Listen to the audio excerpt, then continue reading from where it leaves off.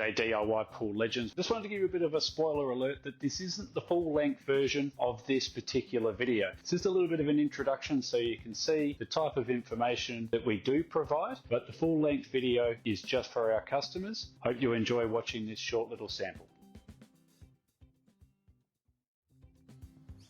G'day DIY Pool Legends. Today we're going to be talking about plumbing up the return jets, the skimmer box, and also the fittings if you have heating set up as a separate circuit in your pool. So whether that's solar heating, gas heating or electric heat pumps, it's all the same.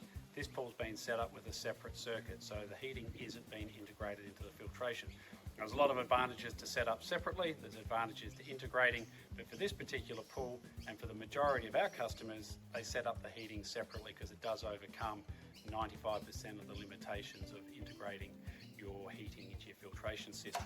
So what you see here is you've got the two return jets at the very top. That's where your filtered water is coming back into the pool after it's run through your filtration system.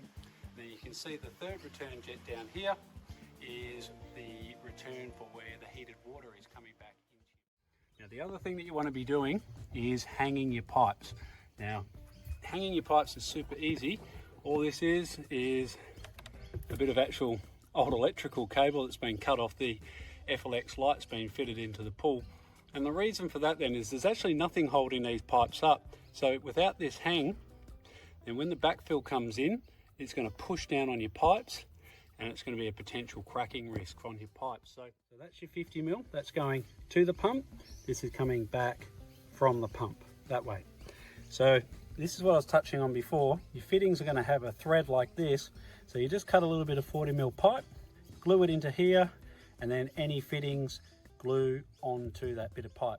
You can't put these fittings. Well, there you have it, just a little sample of the video that we provide. We know from our customers all over the country that these videos make a huge difference to putting the pool in and enjoying the process and getting a fantastic outcome with your DIY pool.